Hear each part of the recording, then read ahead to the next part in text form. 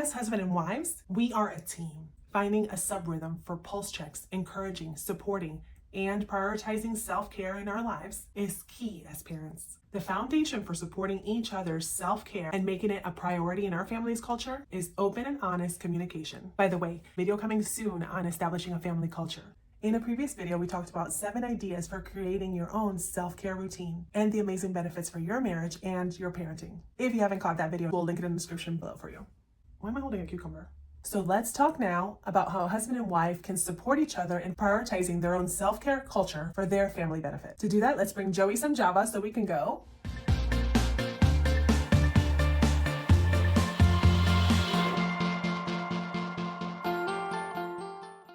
It's time for Jiving with Joey.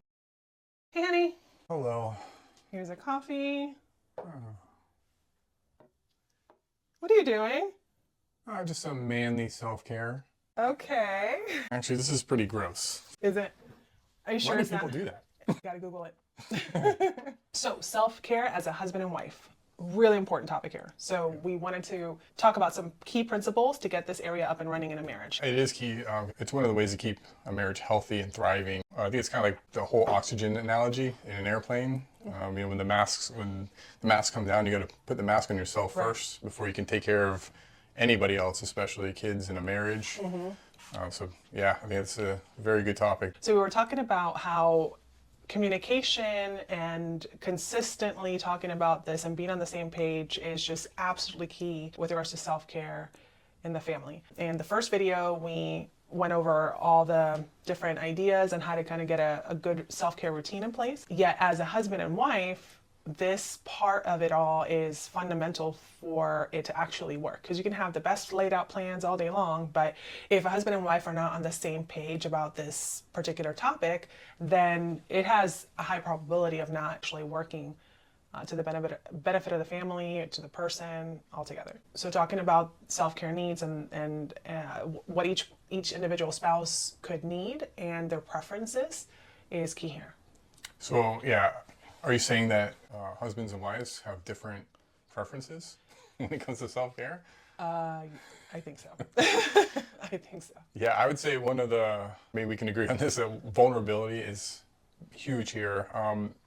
And just thinking about the couples we interact with, and even between ourselves, like being vulnerable enough to even share your preferences, that could be a roadblock. Thinking about how, man, this person's gonna judge me, or it might not be what they like, so maybe I don't know how to convey my personal feelings or what I need. It might look selfish because just between the two of us, like I personally am a little more introverted, so I get recharged. Wait, what? No. Between both of us, you're the introverted one? I think so. I think so.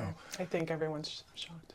I get recharged from, quiet and just being by myself. Now, I also get recharged being around family, playing board games, doing that kind of things. But self-care for me would be, man, just being in my house with quiet and not having the demands of the family would charge me up.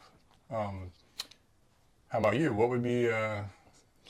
For me, I would say, I don't know what the actual term is. It's something called I'm going to call it midvert, because it's introvert, extrovert, somewhere in the middle. Midvert, get it? I coined that. I'm going to call it that because I'm kind of semi in the middle. I would say more so middle towards the introverted side. It would be ideally just having some individual time to myself, but then sometimes I do feel like kind of just stepping out of the home and going to a good friend's house, or maybe they might come here and we could just have a little bit of chat time. And that oftentimes fills me up. But we did have a circumstance where I was so charged up that it was worth 14 therapy sessions. It was amazing. So we'll talk about that in a little bit. Yeah, and that's fantastic, because I also think about some of the stuff flooding into my head where it's like, I imagine an evening, we've had a busy day and we're getting toward the end of the day and I need to recharge, right? And I'm like, man, I just need everybody to leave. And then what will you do? You'll say, why don't we all just get in the van and drive around? And now I'm in my head going, that is the exact opposite of what I would do. But for you, getting in the car at night, driving around, seeing the lights, the city, at night, it does something for you. Yeah. For me, it's like, you go. Take them, go, enjoy yourself, have a great time. I'm gonna hang out here where it's quiet. But if I'm not vulnerable enough to share that and hope that it gets returned with empathy, because now we're at an impasse, right? I have to empathize with you if it's going to recharge you to get in the van and go out with all of us in the car. I have a choice to make now. Do I speak up and say, hey, that's awful for me? Or do I relent and say, okay, well, it's my wife needs this. I need to support her too. She's had just as tough a day as me. Let me do that and step in. So this is where communication, empathy, and compromise can come in. Because now I can be like, hey, listen, I want to do this for you. It's not really going to charge me up, but maybe down the road here, next day or so, if we could do something where you can buy me some time. We call it tagging in. I mean, I'm sure other people will call it tagging in also, but I'm just saying tagging in with the kids and, hey, I'll take this one. I'll take this block. You go and have, and what we call these are solo blocks. You go have your solo block. And that's going to be something that I actually have it to talk about a little later. And the key here is to really get to a point where I was saying that we could know ourselves enough or continue to understand and explore where we're at in life so we can have a consistent profile of what really recharges us. Because it could be, if you don't know yourself, for example, you don't know that you have certain sensitivities to noise or visual, or you're allergic to flowers or something like that. Well then, I guess if you have all three, maybe you shouldn't go to Epcot. I don't think so. No. But the idea would be that you understand yourself enough to know these certain things fill me. I think at some point, if you don't know yourself and you don't have a constant understanding of what is it that makes you, that recharges you, I think sometimes we can get into such a busy season in our lives and everything's just up in the air, and you're just really diving into, as we get into parenthood, we're diving into this whole new area that we have to really equip ourselves with new skills, new knowledge. We're, just kind of worn out, too little sleep and too much to do. And we lose touch of really what keeps us healed, which should of course be fundamentally having a consistent relationship with the Lord, because he'll put things in front of you. He'll give you insight, he'll give you wisdom, he'll give you opportunities for rest, and he'll rejuvenate you if you have just a general awareness and keep your finger on your own pulse of what is actually going to be filling you up in a certain season. Then you can make better choices with what to do with your own time, with your own opportunities for self-care. And then that's huge. So knowing yourself, understanding what makes you tick, what makes you recharge, and then the ability to communicate that effectively to your family, because it's not just your spouse. Because, I mean, how often are kids, they just want your attention. Yeah. You could be trying to, like, hey, I'm just out here, I need to do something outside, like I need to just recharge, and they want to run out and help, or they want to run out and have you entertain them. So trying to convey this to not only your spouse, but to whoever else is around you. Like, I need this space. Yeah, we'll get into how to get that scheduled out. But yeah, because we each will have at any given point, because of where we are in our season, or even just because we're male or female, we're going to have our certain likes and dislikes, right? So maybe that kind of outing after I'm really burnt out, going out with a friend to her home or whatnot, and going by the pool and drinking some wine and chatting is going to be ideal for me as a woman, perhaps. And for you as a man, hey, throw out a tent in the woods and put some hot dogs on a stick and burn it over a fire. Like, man, being out in the woods near some water with those pesky mosquitoes. So slapping at mosquitoes is going to be part of self-care for you. Yeah, I mean, I can't tell you how often, like, even these campouts we do, just when the dads sit down, and I mentioned in the other video that it's an all-boy organization, so the dads sit down, and we might not even say a word, like 15 minutes. But man, is that like... Therapeutic for you. Man, I don't have to answer questions. I don't have to, the boys, they know what they're doing now. So we can just sit down and say nothing if we don't want to. And then burning stuff on a fire, and it just recharges. That's awesome. That's awesome. See, like, no, I don't think so. We're good. I'm good. But hey, there might be some ladies out there that are, put that hot dog on a stick and let me swat at some mosquitoes. I'm good too. So, you have to know you. And sometimes that takes trial and error, because you might not know, you might not have gotten a chance to go tent camping and discover that for yourself. So the idea that you should buy yourself some time and opportunities as husband and wife to discover that, and whether you're at the beginning of your marriage or or any point in your marriage, that is going to be fundamental and essential, because the idea is that we wanted to talk about here was that the seasons will determine really maybe what your preferences are for self-care, but also your capacity for self-care, because there are really just some seasons that just won't allow for what you want in self-care. So like spending a week in a tent by the water might just be exactly what I need for to recharge.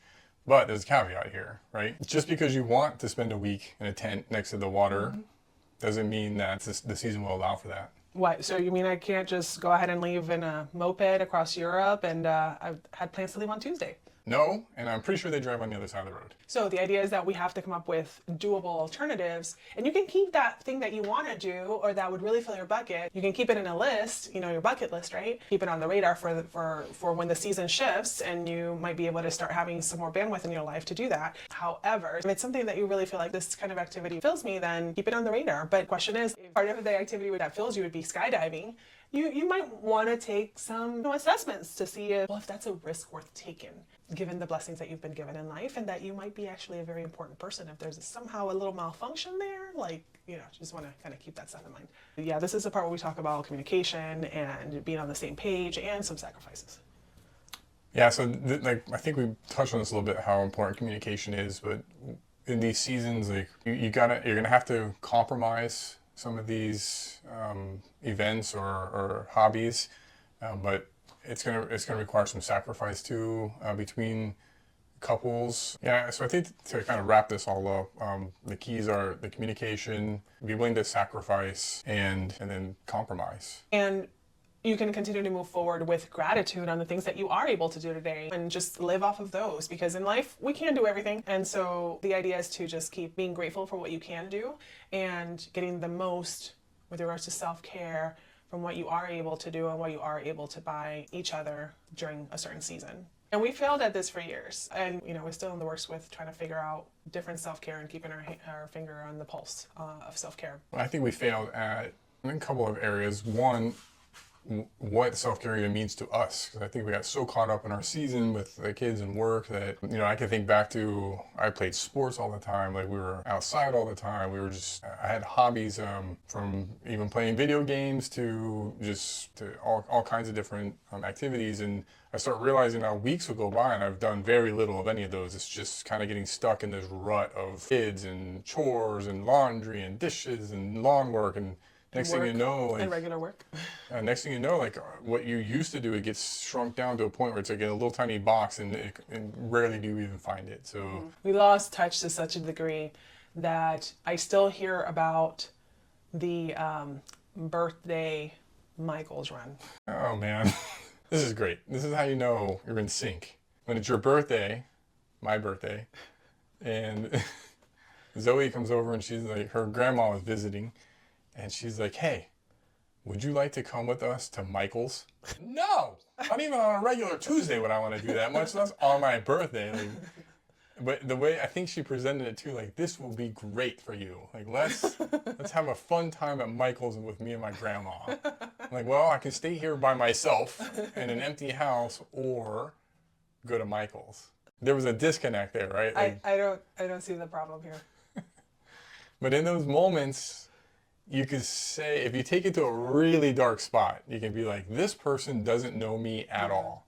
Yeah. There's no way that this would charge me up. I had lost focus, for sure. I had lost focus on the priority. In my mind, I was, grandma doesn't visit very often. She's not in the state. And I had lost focus on, my earthly number one, so. Did I end up going to Michael's? You might have.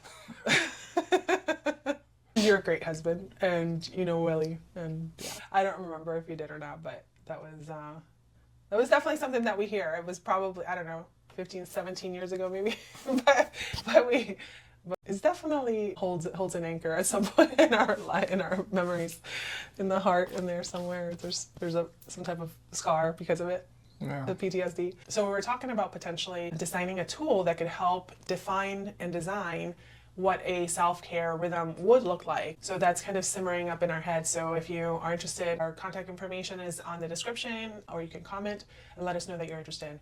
having something that can get just the conversation going, like hey, I never even thought about your personality type versus my personality type, and we have these season passes to this theme park. I always thought bringing the family along was recharging to you. Well, if you have like a tool that says, hey, here is what helps charge me up, and here's what helps charge you up. And talking about the need for a constant check-in in this area, we call those air hose activities. So this would be an air hose activities to go ahead and recheck with your spouse what their self-care profile looks like, and that's what that tool would help us do. It's define our self-care profile. With air hose activities, what we do is we take a look at, okay, in the areas, the 4 different life areas, which are faith, marriage, family, and community. And in, for example, marriage, we can note, okay, what's our self-care profile there? And we can have a cyclical time during the year where we take a look and say, hey, how are you doing with your self-care? Is this profile still correct?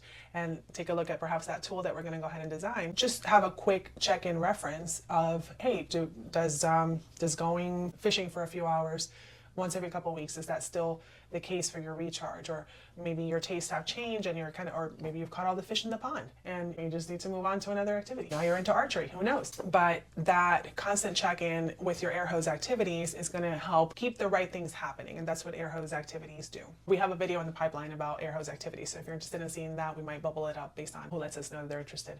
And this is where vulnerability comes in as well, because you want to also add in, like, how am I doing in meeting that need for you? So I know that we talked about this is what charged you up. How am I doing meeting that need? What can I do better? What am I doing well? And then what adjustments do we need to make so we can keep making this a part of our rhythm if that's still important to you and charges you up? Yes, definitely.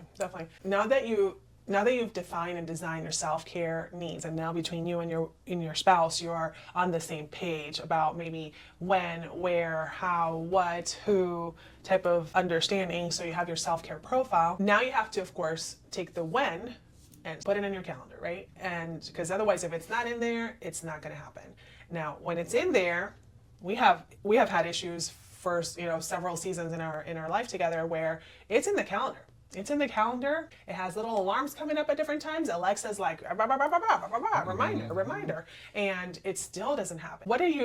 What's your opinion on when we've chosen to neglect the reminder of self-care? All right, that's not good.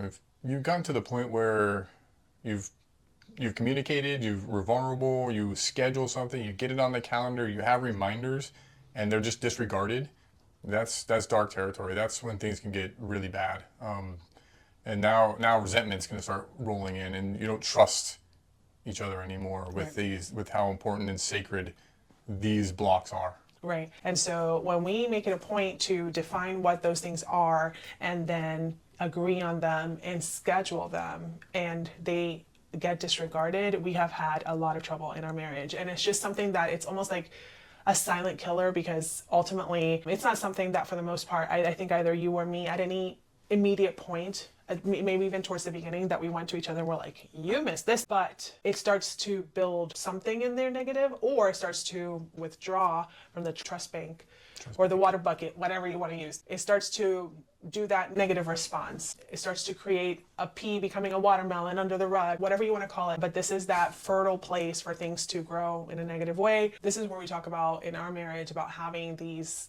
agreements be sacred appointments. Like a doctor appointment that you can't break. Yes, because you're going to get charged. Yes. Even if you don't go. You have to do it. Just set it, agree to it, stick to it. Because we're going to pay for it anyway, right? I mean, we're going to pay for it. If we do not help each other recharge and support each other in that, we're going to pay for it. It's not probably going to be monetary. Maybe it will be. Who knows? But the idea is we're wearing each other out, and we're not supporting each other in tilling our own soil so that we can grow strong and stay strong. And God wouldn't have designed marriage if it wasn't supposed to be a relationship that helps us become more holy in Him. And being supportive to each other is not something that he intended. Then He wouldn't have put us together. He wouldn't have made it be a marriage of two people. So it boils down to just respecting each other's sacred times. Mm-hmm. And the reality is that things in a family are not clean, clear. It's controlled chaos at best. But what we talk about here is family functionality, is being intentional, because it does help have a more efficient flow in the family when you do continue to try to find that flow and find that rhythm that's going to work for your family. However, when it comes to self-care and those sacred appointments, it might not happen at a certain time. Something might come up that we have to pivot. And the idea is that, first of all, there's that grace, that holy order from God for us to be grace giving with each other. It takes the helm here. And that we understand, though, that is still a sacred appointment. You still need to have that doctor's appointment, so to speak. So let's reschedule it. The idea would be to make sure that you pivot and you do what you have to do, but then make sure that you go back and you reschedule it, because the plan can be pointless, but the planning is priceless. So when something doesn't happen, you can just go ahead and pivot quickly and schedule a makeup at a later time. Because if you continue to miss these over and over and over again, things are going to build up, and it's not going to be a positive experience for yourselves, for your marriage, and for your family.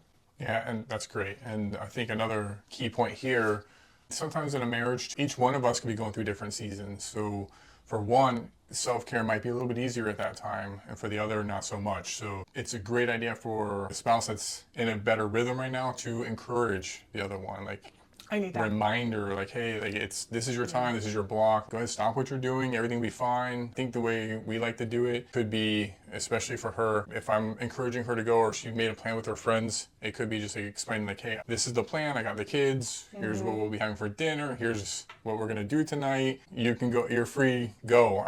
We'll get this taken care of. Yeah. So the point of facilitating the self-care for the spouse that's not necessarily as quick to respect their own self-care time or buy themselves their self-care time is being facilitated by the other spouse. Because we oftentimes see one or another spouse that has maybe just a heavier weight on a particular season. It could be that maybe you're just having little kids at the time in your home, or you have things going on in your home, or you have a lot of work going on, or one of the spouses travels, and you might not be apt to prioritize yourself because you fear that things are going to fall apart, basically, if you step away.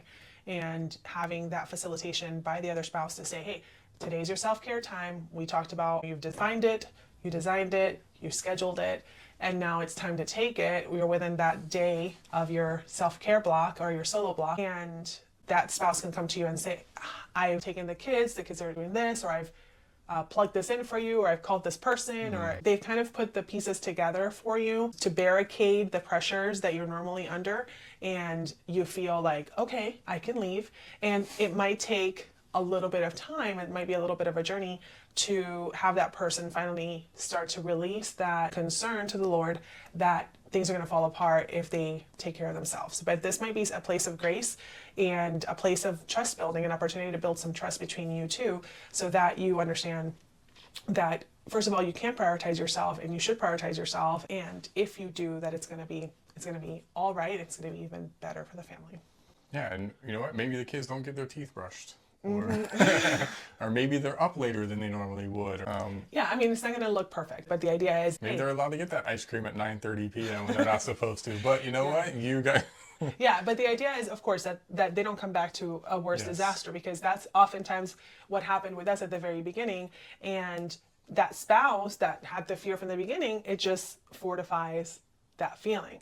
So having that spouse be able to come back home, and the house is not burned down, and the kids are still alive. Maybe their teeth are not, perfectly chiseled and brushed. We do not chisel our kids' teeth. I just want to put that out there. I don't know why I said that. Flaws, I guess. But but the idea is that spouse comes back and they see, hey, this was fine that I left and that I took this time, and my family is good, and little by little that spouse will get, we'll start looking forward to that, because there might be some mistrust there that you have to kind of work through. But the idea is, this is so important that you need to work through it. And I did want to touch on the times when self-care has been neglected for too long. And maybe this is the first time that you're, kind of diving into the idea of self-care. Maybe you just happen to catch this video and our cool thumbnail caught your attention, and the idea of self-care is new to you, or the idea of self-care is now clicking in for you. And perhaps the reason that that's happening is because you are at a place where you're just feeling it. And I know that both of us have been in different seasons where it feels like our nerves are shot. And I mentioned that in the first video. That's the serious note of this. And we have had to come to terms together and get into a serious place to, first of all, do a pulse check on the current situation, how we're actually feeling. Or it might even be that the other spouse, this with vulnerability and humility also will take place here, where the other spouse can come to you in love and tell you, hey, I've been noticing that you're a little snappy. You're skipping meals. Yeah, that you're skipping meals. You've been, moody.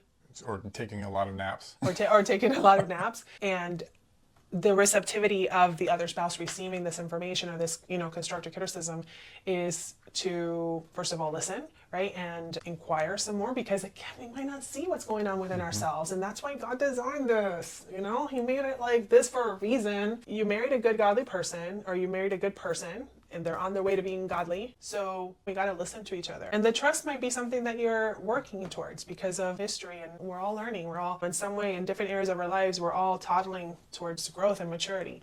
So when that person tells you that there's something off, then you might have to come together, and you might start the cyclical self-care, but it might not be enough. It might be something where you do take a little bit more of an extreme shift. So historically, we've had two circumstances where, off the top of our heads, we were talking about this, that those were times where we felt like, there's something really, really urgent that needs to happen so that we can reset. And one of them was with me. I think the kids were just really little, and I had to take some time to just have quiet in my head. And I just kept looking at this pile of things on my desk that just were just eating me, and the home was just overwhelming me, and I was snappy and I was irritable, and definitely not taking care of myself with the rest of my eating. And you could tell that I was having these symptoms that I mentioned in the other video. At this point, I'm probably encouraging you to do things that weren't going to fill you, like just go outside for a walk. Yeah. like a drop in the bucket. Yes, exactly. It felt like a drop in the bucket.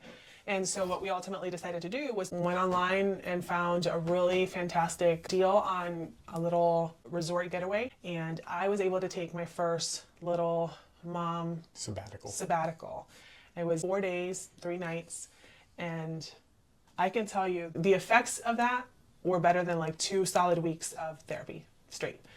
Because I came back and I remember feeling, part of my brain was like, this would have drastically thrown you off. The kids were like, "Meow," and I'm like, oh, they're so cute. Oh, man, I miss them. And that effect really felt rejuvenated for quite a while. Before I left, I told the kids, I'd never done that before. I told the kids, hey, mommy's coming back. Mommy's coming back. We just need to take a little bit of time. And at the time, we didn't know to call it self-care.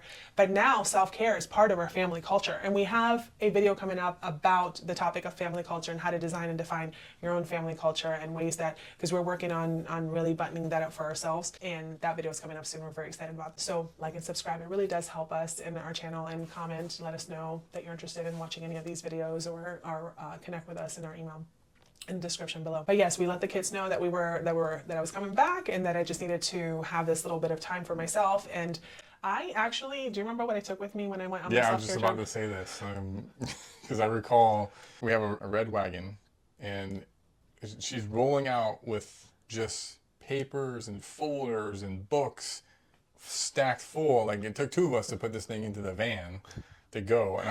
And I'm sitting there thinking in my head, like, man, if I was going on a resort for 3 days, I'm bringing like a backpack with just some shorts in there.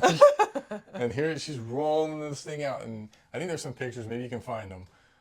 Just this stuff laid out on this, like she went on a summit with herself. Yes. It was pretty amazing. Yes. But that also shows, like, hey, I'm sitting here trying to give her these little drops, like, hey, no, just do this. Just do this. Just go clip your toenails. I don't know. But really, she needed to load up all of her stuff and get away and get through it. And that just told me that I was totally off. I was totally wrong. Missed the mark on that. And that's where a miscommunication or lack of communication or a lack of empathy and listening just completely missed it. Kind of like asking to go to Michael's on your birthday. Yes, definitely. And it was just beautiful. Like I just left, and I went to our local Trader Joe's, love Trader Joe's, and I got myself just a few things. Actually ended up buying too little water and too much wine. Jesus approved, I'm sure. And I had to ration ration the water because I was not leaving. I went into that. It was a beautiful condo. It had big tubs. I'm 6 foot tall, so I had to have just a nice tub that, my legs could fit in as well, that I could just be fully underwater. And it had that, and it had this beautiful master bedroom, and it was facing this beautiful, I think, golf course. And I was just there, and I took all my stuff that was weighing me down, and I was able to just, be with the Lord and process things that I was behind on, and just relax and just have my own thoughts, watch the TV, eat bananas. I was able to eat bananas. Like, we don't eat bananas because they're the kids. But like, the kids eat bananas. We don't eat bananas because they go bananas for bananas. They go bananas for bananas. Yeah, we don't get that. So anyway, I was able to eat bananas.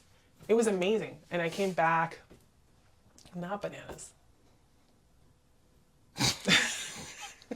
Cheesy mom joke. Hey, I resent that. So, and then the other thing that we ended up doing, this was most recently, was about, and we just, again, we prayed over this because our conviction is to, with regards to our own education for our family, is that we really want to be able to educate our kids in our home. And we needed to pray over this because the season, we were experiencing some of these same symptoms. And so the season was calling for something different for us, and we had to define, first of all, that there was a problem, and pray over what potentially could be the pivot that God would allow for us, or that God had in mind for us, so that we can reset and actually redirect ourselves and put that mask back on ourselves so that we can continue to fly the plane. So. Yeah, and this one, this was more family care at this point. Yes. Ultimately, what we decided to do at the time, we're homeschoolers, and we were just kind of looking at all the stuff we needed to accomplish, and the immense responsibility to be homeschooling. Even though you get the flexibility to do what you want, there's still a heavy lift to do it well, and we wanted to try to balance that with a new direction for our work. And we sat down, we just pros and con lists, which we probably have, we have a lot of those. Several. And we just decided to make a hard choice to. And God's signings list, like we've actually started to do God's signings list because. We need God to be in it. Yeah, because we need God to be in it. And if we don't assess where are we seeing God in our lives, then we can totally miss it because he doesn't take a lot of credit for his moves. And it's just amazing to see when you actually stop for a second and say, okay, where have we been seeing God in the choices that we have in front of us, or the circumstances we have in front of us? Then oftentimes that gives us direction. So we were seeing there was a potential shift, and there was a potential shift in a certain direction. Yeah, so ultimately, and maybe we'll get into another video about this, but we made some big family choices based off of just the communication. Like, hey, I'm seeing an issue here. She's very good at this. Still, I'm work in progress around sharing issues that I see. But I think a lot of the transitions we've made, a lot of these big moves that we've done, it is because of her intuition and these feelings that she gets, and like not being shy to bring them up either. And I have learned over the years, like, hey, if she's got an issue, I need to listen, because a lot of them have come out into fruition, and it's like, wow, we dodged this bullet, or we were in a different position because of intuition that she's had. So this is still something that we work through, but I think we're getting a lot better at this. And anyway, we made a big family decision off of another intuition, and we're currently living through that right now, but we'll have more to share. Yeah, and it's been a great reset for us, and it allowed us to get ourselves in a good footing, so that now hopefully we can shift back to our calling and what we feel is God's direction for our family. But the idea was that we prayed over the shift. We first of all recognized the symptoms. We prayed over the shift, and we prayed over the potential opportunities and the potential paths, and we moved forward in faith in the direction that we thought God was leading us, after we spoke to some GGPs, some good godly people in our lives, and really felt like we were on the same page about what direction to take next. And the reset that we felt in our family, we feel like we're on a stronger ground, more healed, in a better footing, so that we can stand strong together and move forward into the next step. So this area is just so absolutely huge for unity in our marriages. Supporting each other's self-care, it's gonna be huge. It's gonna create a positive environment. You're also gonna uncover some issues that your family might need to tackle, and even personally, and if you're not talking about it, if you're not open, or if you don't have empathy for the other person when they have an intuition, you might miss it. And pray over all of it constantly. Yeah. And yeah, it's all about communication, about defining, designing, scheduling, and having the mutual respect for the idea of self-care and collaborate to help each other have this very sacred time. Yeah, and by working together, you get to both enjoy the benefits of self-care. And it'll strengthen your relationships, and the family unit as a whole will benefit from doing these things. Yeah, in our humble opinion. IOHO. So if you haven't caught part 1 of this video about self-care, go ahead and check that out. Otherwise, you may want to check some of our other family functionality content. We appreciate you. Like, subscribe, and comment below on anything that you want to deep dive in or have any questions about. We'd love to connect with good, godly people. Or check out one of these videos next. Until next time. Keep trying and find your family flow. Bye. Bye. Where are my cucumbers? I'm glitching. Oh, I didn't hit play.